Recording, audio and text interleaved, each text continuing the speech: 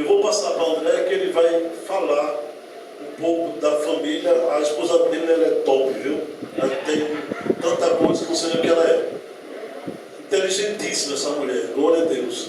Trabalha, deixou tudo para trabalhar para a obra do Senhor. Está aqui, está vendo, pastor Roberto?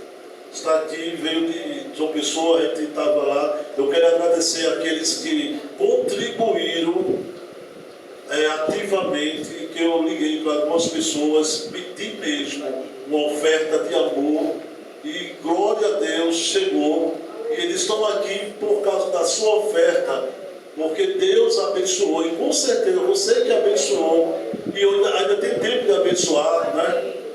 Vocês vão sair multiplicando de bênçãos, porque quando você abençoa um trabalhar de Deus, um reino de Deus, com certeza multiplicarão sobre nossas vidas as bênçãos. Eu vou passar aqui para ele e ele vai se falar com todos nós. Meus irmãos, a graça e a paz do Senhor Jesus. Amém. É um prazer imenso, voltar à minha terra. Eu sou aqui do Recife, mas saí daqui com 6 anos de idade, então não conheço nada de Recife. Morar em Petrolina, sou mais petrolinense do que recifense, morei mais de 36 anos lá. Conheci Sonilde lá, Petrolina, nos casamos, fizemos eu sou administrador, Sonilde bióloga, nos conhecemos na faculdade, e logo em seguida Deus nos chamou para a obra missionária. Fizemos o seminário Betânia e fomos missionários na missão Betânia por 15 anos, né? Moramos em Belo Horizonte, Campinas, e Campinas nasceu esse rapaz bonito aqui, meu filho, Júlio, que é de Campinas, São Paulo. Aí Deus nos levou para o Paraguai, ficamos um tempo no Paraguai, depois Deus nos levou para o Paraná. Aí nasceu o segundo aqui, um rapazinho lindo aqui, Davi, né? Davi de Umuarama, Paraná. E aí Deus disse assim, olha, nordestino velho, volta para casa, né? Sai um pouco do sul. Ficamos quase 15 anos no sul e depois, esses 15 anos, Deus nos trouxe de volta. E nesse voltar para o Nordeste, a gente veio para Juvé. Aí estamos em João Pessoa há 7 anos, né? Então, nesses 23 anos de casados, né? Uma boa caminhada na obra missionária, né? Então, essa é a minha família. Hoje é aniversário de Sonilde, né? A gente foi recebido na casa de Nildo um bolo de aniversário lá. Que bênção, né? Glória a Deus. Pedi para a irmã colocar ali o vídeo, passar aqui para vocês. Eu queria, antes de trazer a mensagem, falar um pouquinho sobre a missão Juvé. Passa esse vídeo, não, passa o outro, deixa o outro. Esse não. A outra, isso. A Juveb, eu estava explicando aqui para o pastor, a Juveb é um movimento de evangelização. Iniciou lá na década de 80, 81. 3 jovens disseram, vamos evangelizar a nossa cidade. Vamos. Incrivelmente, eles eram líderes de sua juventude, um batista, outro congregacional, outro presbiteriano. Incrivelmente, pastor, eles se uniram e começaram a evangelizar a cidade de João Pessoa. Aquilo foi um avivamento entre eles. E o nome, a sigla Juveb é isso, Juventude Evangélica Paraibana. Olha só que beleza. Esse movimento de evangelização resultou em uma missão, né? As necessidades foram surgindo, os departamentos foram surgindo conforme as necessidades, e a missão tomou proporções que já não podia mais ser um movimento, né? Pode passar. Aí está o Sérgio Ribeiro, nosso fundador. Volta um pouquinho aí. Esse é o nosso fundador, presidente fundador, estava explicando. Ele falou desses as três grandes marcas do início de 81 foi unidade do corpo de Cristo, despertamento espiritual e evangelização. 3 coisas primordiais que iniciou a Juveb e hoje, até hoje, é fortíssimo essas 3 pegadas. Pode passar? Então aí está um pouquinho do guarda-chuva chamado Juveb. E aí eu vou falar um pouquinho só sobre o projeto missionário radical e a área de pesquisa, mas tem tudo isso aqui, né? O Sonilde trabalha na área de seminário, né? Ela é professora de seminário, coordenadora de guarda-chuva maior. Quem tiver mais interesse em saber um pouco mais da Juvebe, a gente trouxe alguns materiais que estão ali, você não deixe de ir embora sem levar, em marca-página, você pode ficar mais atualizado. Pode passar? Aqui está o projeto Missionário de Férias, que é o nosso carro-chefe. Okay? O projeto de férias acontece sempre em janeiro e julho de cada mês, cada ano. E é um projeto onde você doa as suas férias. São 21 dias de evangelização. 20, não é um final de semana, meus irmãos, são 21 dias. Okay? Porque o objetivo é plantar igreja no sertão. Então, desde a década de 83, que iniciou ininterruptamente plantamos igreja no sertão. Só que nos parou foi a pandemia, pastor. A pandemia parou todo mundo. Mas depois voltamos. E agora nós vamos para o 81º viagem missionária. São mais de 80 viagens missionárias plantando igrejas no sertão. E sertão que eu falo não é simplesmente Paraíba, não. É Pernambuco, é Paraíba, é Piauí, várias cidades. Okay? Então aí só uma amostra do que é o trabalho missionário e você pode fazer parte disso. Puxa, eu queria participar, ter uma experiência assim. Se planeje. Todo janeiro e julho de cada ano tem uma viagem missionária. Você pode se planejar para estar junto conosco. Ok? Pode passar? O outro projeto é o projeto Radical Sertão. O nome já está falando, é radical. Por quê? Porque você doa, você vai doar 2 anos da sua vida. A equipe mora lá no povoado. O objetivo é alcançar os povoados. Hoje é sabido que temos mais de 5.000 povoados sem a presença cristã. Então, é muito povoado sem a presença cristã. Então, essa equipe vai morar no povoado e ali com o objetivo de plantar a igreja no sertão. Então, pode passar. Aqui é só uma amostra do nosso Nordeste, né? E aqui mostrando as mais de 100 igrejas plantadas no nosso sertão, no nosso Nordeste, frutos do projeto missionário, frutos do Radical Sertão.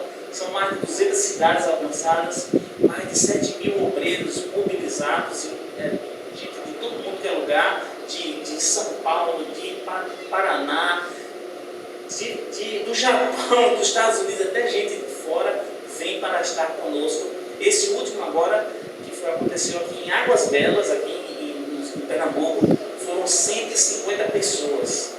150 pessoas, né? Maravilha, pode passar? Aí está. Então, mas ainda falta alcançar o Nordeste, né? Como eu falei, são 5.000 povoados, 1.000 comunidades quilombolas, mais de centenas de comunidades indígenas e dezenas de agrupamentos ciganos sem a presença cristã. Ok? Pode passar? E aí está a nossa área de pesquisa, é o Como Ouvirão. Pode passar também? Esse Como Ouvirão são dados estratégicos que temos para melhor alcançar o Evangelho no sertão do Nordeste. Então aí está apresentando para nós, os dados levantados são uma igreja para uma população de até 1.000 pessoas em cidades, em áreas urbanas, e uma igreja para uma população de até 500 pessoas para as áreas rurais. Okay? Pode passar? Essa é a mapa do Nordeste. Como eu vim para Pernambuco, né, eu trouxe os dados de Pernambuco, tá certo? Então aqui tem os dados, olha só a parte verde ali, ó. Aqui, meu irmão, é a presença cristã. Como na nossa área, na mata, tem muito crente, tem muita igreja, e no sertão faltam, né, igrejas, né? São quase 126 municípios que precisam de mais implantação de igrejas, né? E 59 que não precisam, tá aqui nessa área, que não precisa mais de igreja, gente. Precisa os crentes evangelizarem. Não precisa mais de igreja, precisa de crente evangelizar, ser crente. Okay? Pode passar?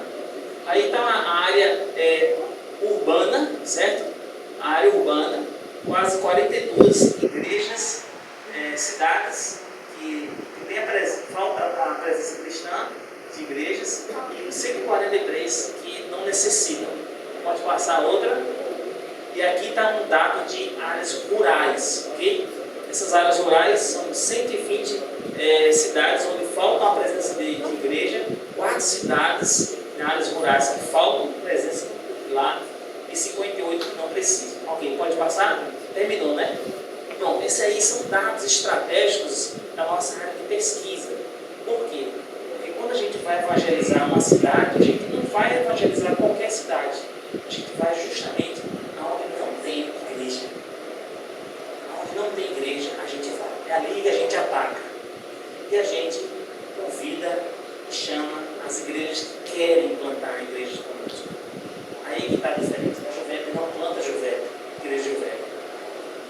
Juvep planta igreja presbiteriana, batista, congregacional, Assembleia de Deus. Por quê? As parcerias. Nós estamos ali, evangelizamos, mas quando saímos, a igreja que assume aquele trabalho vai tocar restaurante. Ok? Então, essa é a Juvep que vos apresento e estamos de braços abertos para conversar mais sobre a Juvep ou receber vocês lá na Juvep. E temos também, próximo ano, o Congresso da Juvep que vai acontecer em João Pessoa, certo? Depois a gente vai passar para amigo das propagandas, direitinho, mas você já está convidado. 3, 4, 5 e 6 de junho nós vamos ter o nosso congresso em João Pessoa e você desde já é o nosso convidado. Ok? Deus abençoe. Fica aqui como é. Posso passar para cá um pouquinho? Aqueles que não vão poder me ver um pouquinho, né? Deixa eu tentar ficar aqui. Meus irmãos, vamos ficar de pé para ler a palavra de Deus? Pastor, obrigado pela oportunidade de estar aqui, convite pelo Coronildo. É um prazer estar aqui de fato com a minha família e espero em Deus que possa ser usado por Deus para falar o seu coração. Livro de Atos, capítulo 10. Atos dos Apóstolos, capítulo 10, verso 34, 35 e 36. Ok? Então falou Pedro dizendo: reconheço por verdade que Deus não faz acepção de pessoas. Pelo contrário, Ele em qualquer nação, aquele que o teme e faz o que lhe é justo, lhe é aceitável. Esta é a palavra que Deus enviou aos filhos de Israel, anunciando-lhes o Evangelho da paz por meio de Jesus Cristo, este Senhor de todos. Amém? Podem sentar, meus irmãos. Meus queridos irmãos, para entendermos um pouco mais sobre esta afirmativa de Pedro, para fazermos uma elucidação, ou seja, pegar o pano de fundo da carta e entender todo o contexto em que Pedro falou esta verdade, nós podemos ver que a igreja primitiva estava sendo formada nos últimos acontecimentos da época, principalmente na cidade de Jerusalém. A igreja estava crescendo em meio à perseguição. Estevão estava sendo morto como mártir. Filipe estava anunciando o evangelho em Samaria. Um jovem Saulo, que estava perseguindo os cristãos, tivera um encontro com o Senhor maravilhoso no caminho para Damasco. Mas o ocorrido com Pedro, neste capítulo 10, acontece em Jope e em Cesareia, duas cidades portuárias da Palestina. Pedro se encontrava em Jope, onde o Espírito Santo o usou para ressuscitar uma jovem senhora chamada Dorcas.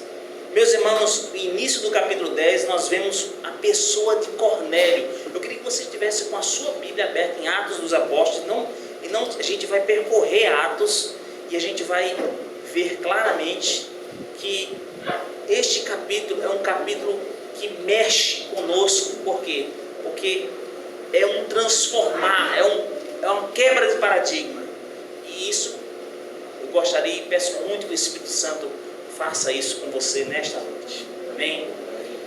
Então Cornélio estava, um homem de Cesareia. A Bíblia fala, você pode acompanhar aí nos versos 1 até os versos 8. Morava em Cesareia um homem de nome Cornélio, centurião da corte chamada italiana, piedoso e temente a Deus com toda a sua casa, que fazia muitas esmolas, e o povo e o contínuo orava. Esse homem observou durante uma visão, acerca da hora nona, ou seja, 3 horas da tarde. Em um dia, um anjo de Deus que se aproximou dele disse: Cornélio. Este, fixando nele os olhos, possuídos de temor, perguntou: Quem é, Senhor? E o anjo lhe disse: As tuas orações e as tuas esmolas subiram para a memória diante de Deus. Agora envia mensageiros a Jope, manda chamar Simão, que tem por sobrenome Pedro. Ele está hospedado na casa de Simão, o curtidor, cuja residência está situada à beira-mar.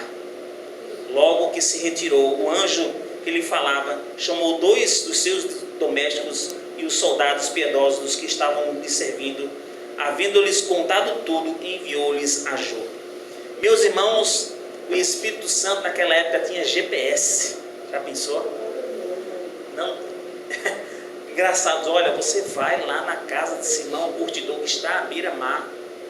Então, assim, incrível. Há alguns anos atrás, para a gente sair de um canto para outro, a gente tinha aquelas páginas amarelas que a gente olhava: puxa, onde é que eu tenho que ir, né? E hoje em dia nós temos no nosso celular, abrimos ali, tal, Igreja Batista da Graça, tal. Achamos, rapidão. É fácil, é rápido. Mas naquele tempo não. O Espírito Santo foi lá e disse: olha, eu quero que você vá lá, porque este Pedro vai falar ao seu coração. Pedro, por sua vez, já no mesmo capítulo, no verso 9, estava ele assentado, né? Ele estava tendo uma visão. Então, a partir do verso 9, a partir do verso 9, ele diz: no dia seguinte, indo eles a caminho, estava já perto da cidade, subiu Pedro ao eirado por volta da hora sexta, ou seja, 12 horas da tarde. Pedro estava com fome, estava ali esperando o almoço, talvez uma buchada, talvez um cuscuzinho, não sei, brincadeiras à parte, mas ele estava com fome, quis comer, mas enquanto lhe preparava a comida, sobreveio-lhe um êxtase. Então viu o céu aberto e descendo dele um objeto como se fosse um grande lençol, o qual era baixado à terra pelas 4 pontas, contendo toda a sorte de quadrúpedes, répteis da terra e aves do céu. Ouviu-lhe uma voz que se dirigia a ele: Levanta, Pedro, mata e come. Mas Pedro replicou: De modo nenhum, Senhor, porque jamais comi coisa alguma comum e imunda. Segunda vez a voz lhe falou: E ao que Deus purificou, não consideres comum. Sucedeu isto por 3 vezes, e logo aquele objeto foi recolhido aos céus. Meus irmãos, Pedro estava ali repleto com este êxtase, sem entender muitas vezes, porque ele estava na casa de Simão o curtidor, tinha acabado de ressuscitar a Dorcas, e aquilo não fazia sentido para ele. Era uma quebra de paradigma. Como é que eu posso comer algo imundo que a minha cultura judaica disse que é para não comer, e a voz dizendo: mata e come? E ele ficou sem entender de fato aquilo ali. Mas você vê nos próximos versos, a partir do verso 17, enquanto Pedro estava perplexo sobre quais seria o significado daquela visão, eis que os homens enviaram da parte de Cornélio, tendo perguntado pela casa de Simão, pararam junto à porta e chamando, indagaram: se está ali hospedado Simão, por sobrenome Pedro. Enquanto meditava Pedro acerca da visão, disse-lhe o Espírito: estão aí 2 homens que te procuram. Levanta, pois, desce e vai com eles, nada duvidando, porque eu os enviei. E descendo Pedro para junto dos homens, disseram: aqui me tendes, sou eu a quem buscais, a que viestes? Então disseram: o centurião Cornélio, homem reto e temente a Deus, tendo bom testemunho de toda a nação judaica, foi instruído por santo anjo para chamar-te a casa a ouvir as tuas palavras. Meus irmãos, que maravilha! Aqui está uma grande lição para Pedro, para todos nós. Às Às vezes Deus fala aos nossos corações: olha, faça isso, ore por fulano, chegue perto de fulano, dê um abraço nele. Às vezes Deus nos manda fazer tantas coisas e a gente perde aquela oportunidade que o Espírito Santo está reservando para nós. Olha, vá ali e fale de Jesus para aquela pessoa. O Espírito Santo está conduzindo Pedro naquele momento a quebrar um paradigma, sair da sua cultura judaica, da sua religiosidade, para falar para um homem gentil, um homem que era romano. Meus irmãos, aqui está grande paradigma. E olha que Pedro talvez poderia ficar perplexo ou sem querer ir, mas o Espírito Santo falou: olha, Pedro, não duvida, porque eu estou enviando. Certamente Pedro, na sua cultura, disse: olha, eu não vou não, mas o Espírito Santo falou: Pedro, não duvida, porque eu estou enviando.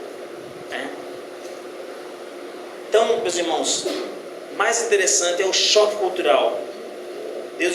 Pedro estava enfrentando naquele momento. Jamais judeu poderia se misturar com outros povos, ainda mais com um gentio. Então Pedro quis ir, aceitou aquela proposta, recebeu aqueles homens na casa. Nós vemos isso nos versos 23 até o verso 27. Recebeu aquele homem e chamou outras pessoas: vamos lá na casa de Cornélio. Ao chegar na casa de Cornélio, Cornélio quis adorar a ele. Ele: não, eu não posso receber essa adoração, eu sou um homem comum igual a você. Mas por que você mandou me chamar? E aí a gente vê que ele começa a falar o que aconteceu com ele, E aí Pedro entende toda essa situação, ergue os olhos e aí fala justamente a afirmativa que a gente acabou de ler. Ele vê que aqueles homens não eram simplesmente homens comuns ou incomuns ou impuros. Deus estava agindo ali. E aí Pedro faz esta afirmativa: Deus não faz acepção de pessoas. E ele reconhece por verdade que Deus não faz acepção de pessoas. Ou seja, tem muitas vezes as pessoas olham e dizem: olha, isso aí não tem jeito não. Mentira do diabo. Tem jeito sim. É Jesus Cristo na vida dele. Muitas vezes você pode já ouvir isso. Deus tem um plano para cada um de nós. E Ele quer nos usar, quer usar você. Aonde você está? Aonde nós estamos? Então aqui está um grande paradigma. E aí eu pergunto para você, gostaria até que você perguntasse para o seu vizinho: até onde eu estou disposto a ir por Jesus? Pergunta: até onde você está disposto a ir por Jesus? Até onde eu estou disposto a ir por Jesus? Será que eu estou disposto a ir por Jesus no meu vizinho para falar de Jesus para ele? Ou será que eu estou disposto a ir por Jesus para ir no outro bairro para falar de Jesus? Vou um pouquinho mais além. Será que eu estou disposto a ir para Jesus a pregar lá no sertão?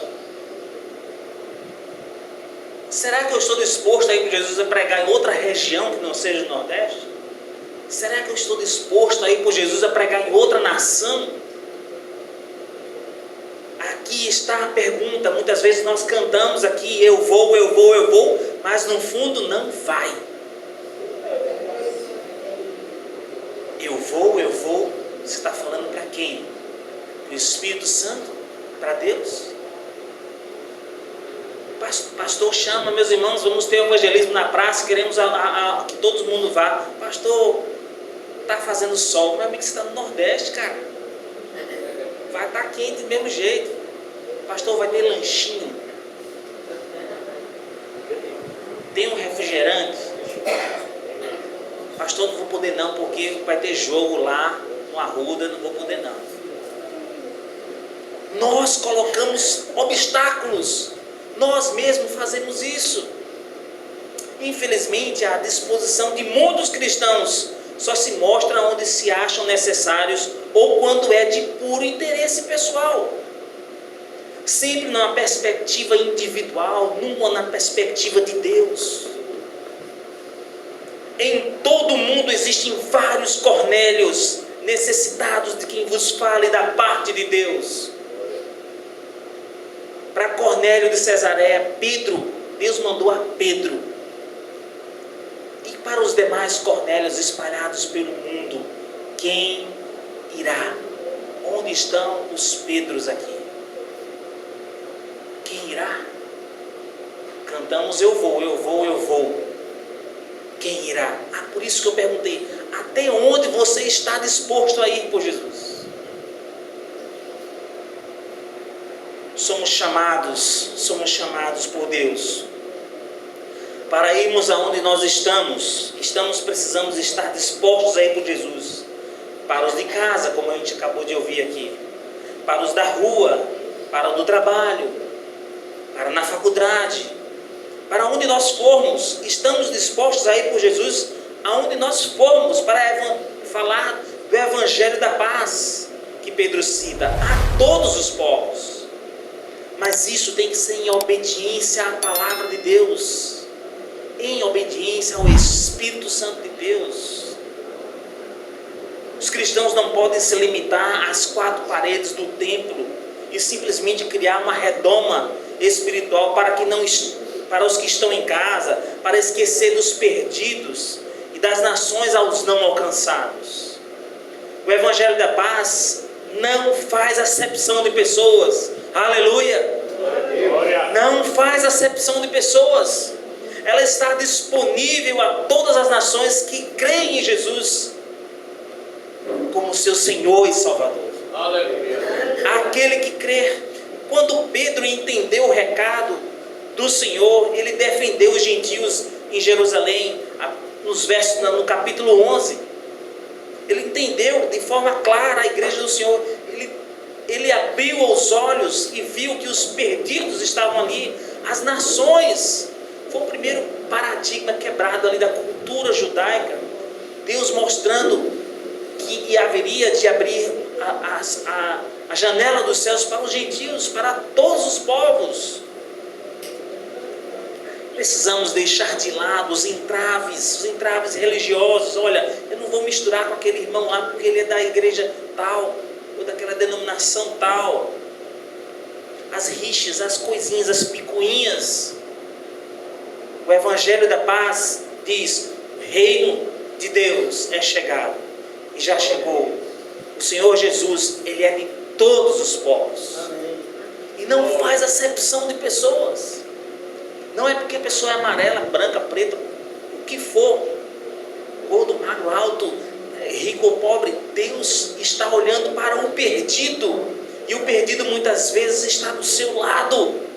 É a sua mãe, é seu pai, é seu tio, é o seu patrão, é o seu colega de trabalho. É perdido porque não conhece a Jesus. E você é a oportunidade, é a ferramenta na mão de Deus para te usar ali onde você está. Missões começam de onde você está, em casa, e avança para onde você vai, no banco, na rua, onde você vai. Eu nunca imaginava sair de onde eu estou e ir para tantos lugares, simplesmente porque eu disse: Senhor, eis-me aqui. Às vezes o pessoal fala assim: puxa, missionário, você é tão corajoso. Eu digo: meu irmão, eu sou muito frouxo. Eu sou frouxo demais. Corajosos são vocês que, mesmo conhecendo quem é Deus, ainda assim têm a audácia de desobedecê-lo. Tem a audácia de dizer: não, Senhor, eu não vou. Por isso eu sou frouxo. Eu digo: Senhor, eis-me aqui. Eu vou. Eu não sou nada, mas nas tuas mãos eu posso fazer muitas coisas para Deus. Ele vai usar esse cara imperfeito, orgulhoso que eu era, que me quebrou, e disse: agora eu vou fazer você com uma ferramenta valorosa, um vaso de honra nas minhas mãos. E Ele quer te usar, meu irmão. quer usar esta igreja, mas dentro do propósito dele, não com seus interesses pessoais, mas na perspectiva de Deus. E missões é isso. Missões é isso. Quando Pedro entendeu, ele defendeu os gentios. E então eu pensei, parei, refleti, orei e linkei aqui. Se você está com a caneta, com papel, quiser anotar, anote. Então, estar disposto a ir por Jesus implica em 5 verdades pessoais. Então, estar disposto a ir por Jesus está diretamente ligada à submissão e obediência ao senhorio de Cristo. Pois quando Cristo está em nós, acabamos por enxergar como Ele nos vê. Como Ele nos vê, sem distinção de raça, cor, nação. Precisamos olhar sem olhar a quem? Olhar com olhar de amor, olhar de Deus, olhar de misericórdia. Esta é a primeira disposição. Está ligada à submissão e senhorio de Cristo. A segunda, estar disposto a por Jesus, implica em renunciar à minha própria vontade, a realizar a vontade de Deus. Talvez a vontade de Pedro naquele momento em Jope era estar ali em Cesareia mesmo, ali na rede, talvez esperando o almoço. Puxa, muitas vezes nós fazemos isso. Queremos ficar ali assistindo o jogo. Queremos ficar na nossa. Não abrimos mão do nosso pouco tempo que nós temos. E Deus querendo te usar. E Deus querendo te usar. Terceiro, estar disposto a ir por Jesus implica gastar tempo e amor com o próximo. Não por WhatsApp. Tempo e amor. Pedro talvez preferisse ficar nos templos, falando apenas para os gentios. Nós também fazemos a mesma coisa. Gostamos muito de ficar aqui, mas os perdidos estão lá fora. Deus conduziu gastar tempo e amor para aquele gentio. Aquele cara que era um comandante de exército, ele comandava 100 soldados. E Deus levou Pedro a falar para aquele homem gentil, um romano, um publicano. Deus quebrou todos os paradigmas culturais de Pedro para falar para aquele homem. Muitas vezes nós também estamos tão tímidos nos nossos preconceitos. Não vou falar para aquele cara não, porque aquele cara do trabalho, porque ele falou meio rude comigo. Não importa, a palavra de Deus é absoluta. Apenas creia, faça a sua parte. O Espírito Santo é quem vai abrir a cabeça da pessoa, se quiser. Quem faz a obra é Deus, é o Espírito Santo quem convence o homem do pecado, da justiça e do juízo. Mas Ele quer nos usar para ser boca de Deus. Aleluia. Ser boca de Deus, anunciar, falar, lançar semente, deixar que o resto de Deus faça. Mas eu preciso me dispor. Se eu ficar parado, Deus vai usar outra pessoa. Não vai usar você. E você vai perder a bênção de ser usado por Deus. Estar disposto a ir por Jesus é quebrar os meus próprios paradigmas culturais, da minha religiosidade e outras coisas mais. Pedro talvez preferisse ficar com a sua religiosidade, com a sua cultura, mas Deus o conduziu a quebrar os paradigmas da sua cultura e ir, na sua época, deixar de lado todos os entraves e ser usado pelo Espírito Santo. E ir em Cesareia, olha, Pedro saiu de Jope e foi para Cesareia, uma outra cidade. Por isso eu perguntei, será que você está disposto a ir por Jesus? Quando o Nildo me perguntou, André, você está disposto a vir aqui? Claro. Eu sou frouxo, eu conheço me aqui, Senhor. Eu venho. Por quê? Porque eu não sou nada sem Deus. Eu sou nada. E aí nas mãos de Deus Ele me coloca na posição de ser usado por Ele. E eu sou um canal. Eu falo e saio de cena. E o Espírito Santo faz a obra. É Ele que faz. Não sou eu. Eu sou apenas um canal. E Deus quer te usar, meu irmão. E estar disposto a ir por Jesus implica apropriar-se das verdades bíblicas. E, sobretudo, viver essas verdades bíblicas. Não simplesmente dizer que é crente. Você precisa viver o cristianismo. Viver o cristianismo. Pedro talvez preferisse não acreditar naquela ação do Espírito Santo que ocorrera com Cornélio. Nós vimos aí na vida de Cornélio, quando Pedro, a partir dos versos, no capítulo 10, ainda a partir dos versos 44 até o 48, quando Pedro estava discursando, falando de Jesus, o Espírito Santo caiu sobre a vida de Cornélio e a sua família, e todos estavam ali falando em línguas. O Senhor fez deles um em Cristo Jesus, como nós somos. Aleluia! Aquele perdido deixou de ser perdido, está sendo alcançado pelo Espírito Santo através de você, através da igreja, através de todos nós que somos a igreja do Senhor. Aleluia! Portanto, meu irmão, você precisa dizer: sim, Senhor, eis-me aqui, eu estou disposto a ir aonde o Senhor me levar. Aonde o Senhor me levar. Isso implica ir no vizinho, ir no bairro do lado, na cidade do lado, ir em qualquer lugar. Mas o seu coração precisa estar quebrantado e contrito. Isso sim, ele precisa estar.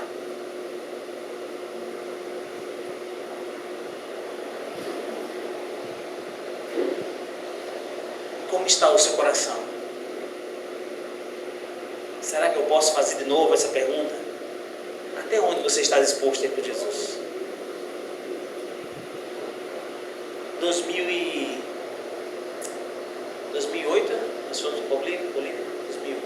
2008 nós fomos para a Bolívia, eu e Sonilde, ficamos 30 dias lá, numa viagem missionária, junto com um amigo nosso, que estava estagiando lá e depois ele casou com uma boliviana e fez um belíssimo trabalho por lá. Mas nós estávamos 30 dias lá e fizemos alguns avanços missionários no interior da Bolívia. Então fomos para a cidade de Sucre, na Bolívia, que fica a 4.000 metros de altitude. Meu irmão, subi ladeira, aquela ladeira ali de Nildo era fichinha para o que a gente estava. Subi um lance de escada naquela altura, meu Deus, faltava o ar necessário. E Deus nos chamou para aquele lugar para irmos até as cordilheiras dos Andes. São lindas, são maravilhosas, só que são perigosíssimas. Para chegar até lá era um ônibus assim, um pneu enorme e só cabe um carro. E você olha de lado, é aquele precipício, 200 quilômetros de ladeira abaixo, e você diz: ô Senhor da glória, você quer se esconder, mas você está dentro do ônibus que se virar, vai virar tudo. E meus irmãos, estávamos ali evangelizando, falamos sobre Jesus, tínhamos intérpretes para falar para o povo quechua, e estávamos passando o filme Jesus também para aqueles irmãos, e era maravilhoso ver aqueles bolivianos quechuas descendo as montanhas, vindo com as suas crianças nas costas, andando 10 quilômetros para assistir um filme Jesus. E muitas vezes estamos tão perto da igreja e a gente não vem para a igreja, quer assistir o culto pela internet. Onde está o seu coração? Está disposto? De que forma? E aí naquele momento nós estávamos pregando, falando, e aí conhecemos um senhor Crispim. Não lembro, nunca mais esqueci da sua vida, do seu testemunho. Um homem de aparentemente 60 anos, baixinho, porque todos os bolivianos são baixos assim, a maioria deles. Eles têm um pulmão maior que o nosso, um peito assim estufadão, por causa das montanhas. Eles têm um pulmão maior que o nosso. E aquele homem estava sorrindo e falando comigo de orelha a orelha, parecia que quase que ia morder a orelha. Claro, brincadeiras à parte, mas ele estava falando comigo assim em espanhol, e estava entendendo o que eu estava falando em português. Eu disse, mas como o senhor entende português? Aí ele foi contar o testemunho dele. A casa dele ficava um pouco mais acima, nas cordilheiras. Ele tinha um radinho de pilha, que chegava uma rádio brasileira, cristã, até lá, por ondas sonoras. E aquela mensagem do Evangelho chegava lá, e ele não entendia, porque era português, e ele falava quechua, mas ele tinha um louvor maravilhoso, tinha uma palavra, e ele não entendia. E ele, mas como eu posso entender? E ele começou a desejar, pedir a Deus para entender aquilo que estava passando no rádio. O rádiozinho velho só pegava uma estação, e era a estação cristã. Meus irmãos, da noite para o dia, ele começou a entender o português. Quando não tem ninguém para ir, Deus providencia os seus meios. Deus alcançou aquele Cornélio que estava lá, fazendo um milagre, fazendo aquele homem entender o Evangelho pelas ondas sonoras. Porque talvez faltava alguém para evangelizar lá? Talvez. Mas Deus, quando Ele quer alcançar, Ele faz os seus meios. Mas Ele quer nos usar para a glória dEle. E aquele momento foi marcante para mim, para a Sonilde, que aquele homem estava sorridente, falando, e disse, olha, eu ouvi um pastor pregando o Evangelho e falando, olha, naquele texto de Caleb, quando Caleb chega para Josué e fala, olha, dai-me Hebrom por herança, porque Moisés me prometeu Hebrom por herança. Mesmo que eu esteja agora com meus 80 anos, talvez o meu não tenha a idade para alcançar, mas eu estou com o mesmo vigor e eu vou desbaratar aqueles gigantes lá de Hebrom, porque Hebrom é minha por herança. E aquele homem estava sendo impactado com aquela palavra, e ele disse, o que me impede de eu voltar para o meu povo quechua, que está morrendo sem conhecer a Jesus? Eu estou com meus 60 anos, mas eu posso ir evangelizar o meu povo. Eu fiquei queixo caído assim, eu fiquei, nossa, Senhor Crispim, o Senhor entendeu o cerne do Evangelho, é pregar aos povos, a toda criatura, aonde quer que seja, ide pregar o Evangelho, é isso. E ele disse, eu vou pregar o Evangelho, por favor, ore por mim. E aquele testemunho eu peguei para mim, eu disse, nossa, isso eu preciso anunciar em todo lugar que eu for. Porque, meus irmãos, eu e Sonildo, nós moramos em Petrolina e conhecemos um pouco lá sobre a agricultura. E um grande amigo meu que é agrônomo falou, olha, uma árvorezinha pequena que está crescendo no campo, ela precisa de poda. Ela vai crescendo de todo jeito, e ela precisa de algumas podas. Essas podas são para crescimento da árvore.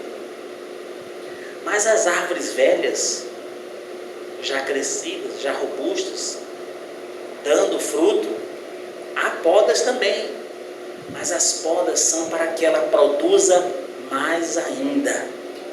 Glória a Deus. Meus irmãos, aonde eu quero chegar? Você, não sei quanto tempo de evangelho você tem. Se você é neófito na fé, se você já tem muito tempo na igreja, Deus continua nos podando e vai nos podar, meus irmãos, porque Ele não quer te ver do jeito que você está. Ele quer te usar para a glória dEle. E a poda, meu irmão, se você é novo na fé, é para te ver crescer. Agora, se você é velho na fé, é para você dar fruto.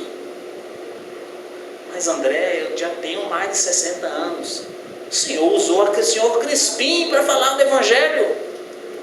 Você tem uma experiência gigantesca. Aproveite os dons e talentos que Deus tem para falar do Evangelho. Use-o para a glória dEle. Eu compartilhei com o Mércia, com o Nildo, hoje na casa dele, o que eu fiz quando eu cheguei em João Pessoa.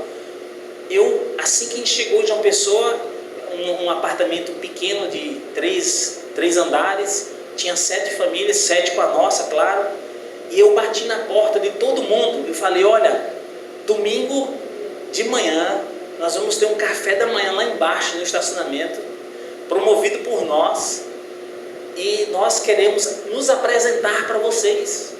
Nós estamos vindo lá do Paraná para morar aqui em João Pessoa. Como a gente vai estar no convívio com vocês, nós queremos nos apresentar. Ah, que legal, beleza. Aí eu já fui meio cara de pau. A senhora traz um pão, traz um bolo, traz um suco. Ainda fui cara de pau, né? Mas todos estavam lá. E de cara, meus irmãos, todos, nenhum era crente. E aí sim, aquela grande oportunidade que Deus nos deu. Eu falei: olha, eu sou cristão, minha família é cristã, nós somos missionários, vimos de tal lugar, estamos aqui trabalhando com a Juvep, nosso objetivo é esse, estamos aqui para servir vocês, o que vocês precisarem. E aí, meus irmãos, veio a pandemia. E quem foi que ajudou todo esse povo na pandemia? André e Sonilde estavam ali para ajudar. Deus nos usa com todos os dons, com todos os talentos que Deus nos deu. Falta dizer: eis-me aqui, Senhor. Usa-me com aquilo que eu tenho. Faça um bolo, leve lá para o seu vizinho. Faça uma tapioca, leve para o seu vizinho. Ajude, se você sabe mexer com o carro dele está quebrado, vai lá ajudar ele. Aproveita e fala de Jesus para ele. Usa as oportunidades mais claras que Deus lhe dá. Mas não deixe de ser usado por Ele. Não fique retrucando. Simplesmente diga: eis-me aqui, Senhor. Eu estou disposto a ir por Jesus aonde o Senhor me levar. Amém. Amém. Glória a Deus. Existem alguns Pedros aqui essa noite. Glória a Deus. Glória a Deus. Deus quer usar estes Pedros. Eu queria que você curvasse sua cabeça. Vamos orar. Ore nesse sentido: Senhor, eis-me aqui, eu quero ser usado por Ti. Usa os dons e talentos que eu tenho, que o Senhor sabe que eu tenho.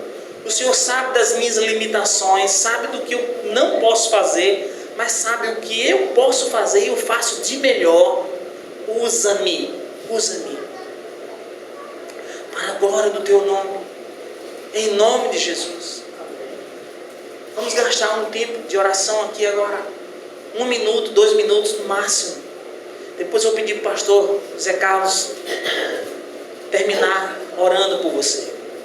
Mas se você sentiu de Deus que quer ser usado por Deus de uma forma tremenda, após esse tempo de oração, vem aqui para frente. A gente quer orar por você. Amém?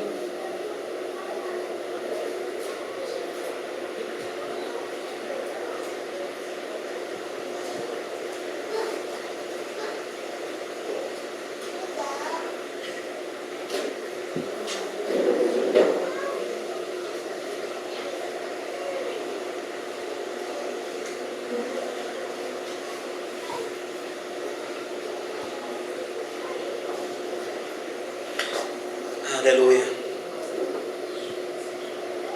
Bendito seja o Teu nome, Senhor.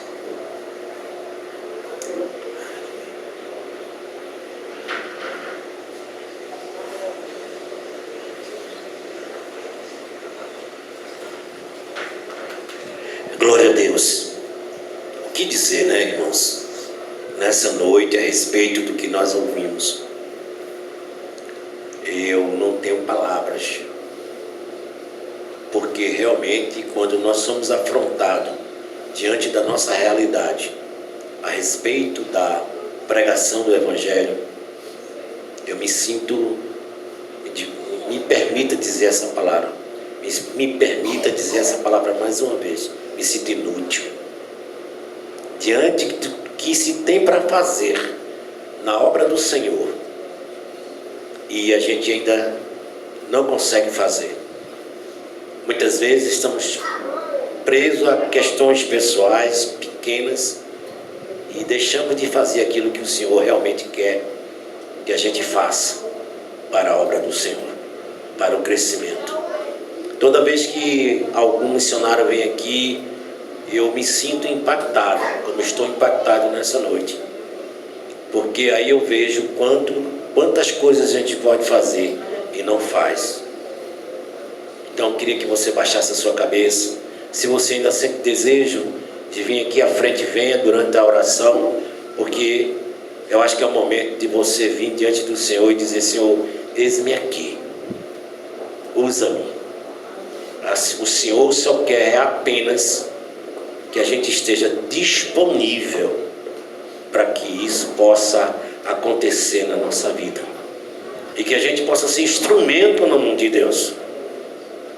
A Bíblia diz: quão famoso é os pés daquele que prega o Evangelho.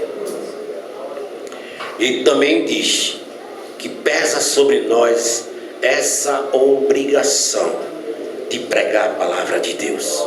É uma ordenança, é uma ordem da parte do Senhor.